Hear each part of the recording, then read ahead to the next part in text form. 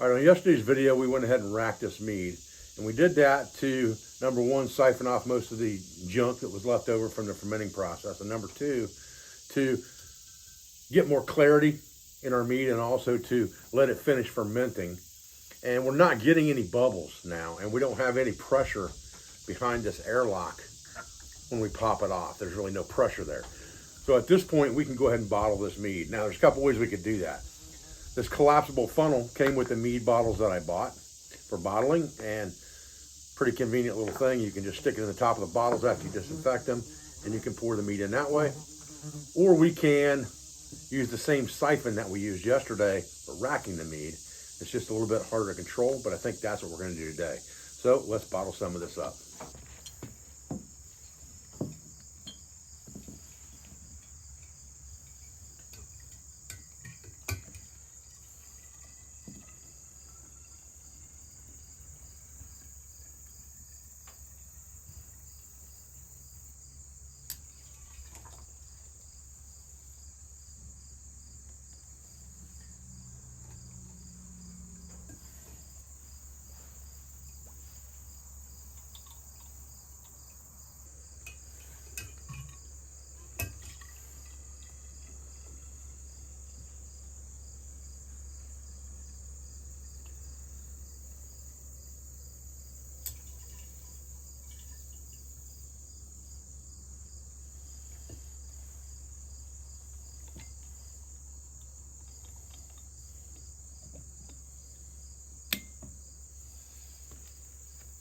Morning, folks. I'm Dave Canterbury with Self-Reliance Outfitters and the Pathfinder School, back out here at the Pathfinder Outfitters kitchen. Now today, while we're going to use our stove and we're going to cook, we're not going to cook food. What we're going to do is we're going to dye some fabric.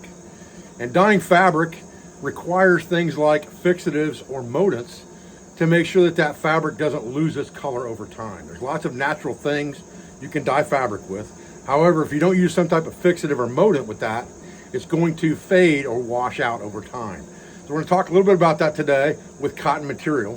And we're going to use regular sea salt as our fixative, and we're going to use black walnut for our dye. Got some black walnuts I've collected in a bucket that have been sitting in the rain, collecting some water in there underneath a deck. So there's some good, heavy, dark walnut dye in there. We're going to add some water to. We're going to add the hulls in. We're going to dye a fabric with that, probably just a shamag or something like that, after we put it in our fixative. I'll put more information about fixatives and mordants on my Patreon page in documented form, so you can go look at that, especially if you're a Patreon. You'll be able to see all of that information. And meanwhile, we're going to heat up some water over here. We got two vats that we're using, one for fixative and one for dye. Let's get started.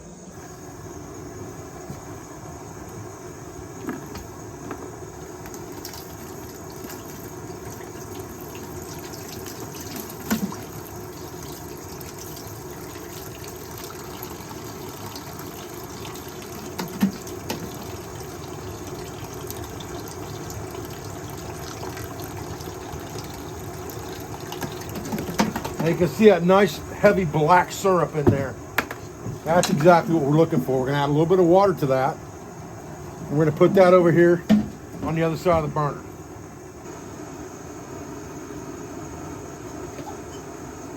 Now what we're doing is we just got some salt water here that we're heating up. We're gonna go ahead and get that boiling.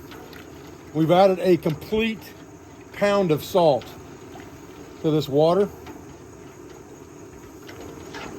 so that we have tons and tons of salt, because that's going to be our main fixative.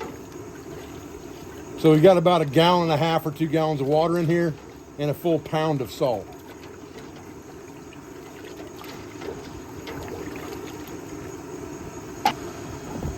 And once we get this salt water boiling, we're going to turn it down to a simmer. We're going to put our fabric in there that we want to dye, and we're going to let it sit in there for about an hour to absorb all of that into the fabric and get saturated well. And then we're going to put it in our dye vat that we're using over here, which is just a big Bayou Classic crawfish boil style stock pot that we've got our dye in.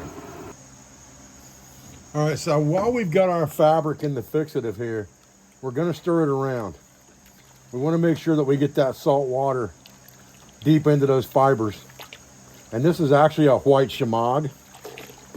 When we're done with it, it's going to be dark brown and match the woods a lot better. So this will work for any cotton fabric, this sea salt or salt fixative. Now I just come over and stir it up like this every 10 or 15 minutes, and again, hour is good enough for this to steep in here. Okay, you can see this nice black, dark brown colored thick dye we've got right here. And that is our walnut dye. So once we're done with our saltwater fixative bath, we're gonna go straight into the walnut dye.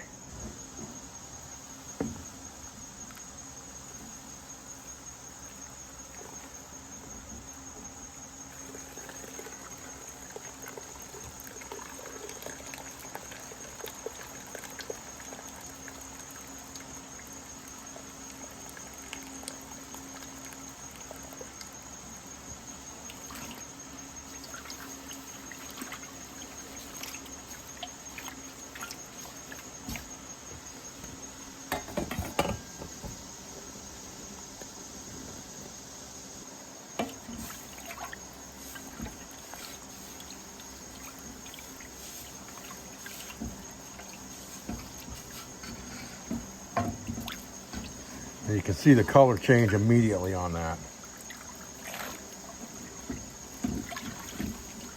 And now we're just gonna let that soak in there for about 30 minutes before we pull it out. And again, we're gonna stir it around to get that dye really deep into that fabric as it's soaking. All right, so I'm taking this first one out, drain the dye off of it. I'll have to rinse it out really good. I'm just gonna throw it off to the side for a minute here once the dye drains out of it. Throw it off to the side, and I've got another one here, another white one that I'm working on right here that is steeping in the fixative right now.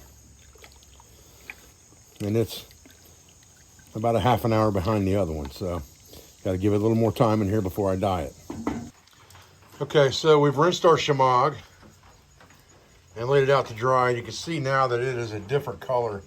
Definitely not white anymore. It's more of a brown color with that walnut dye. That's exactly what we're looking for.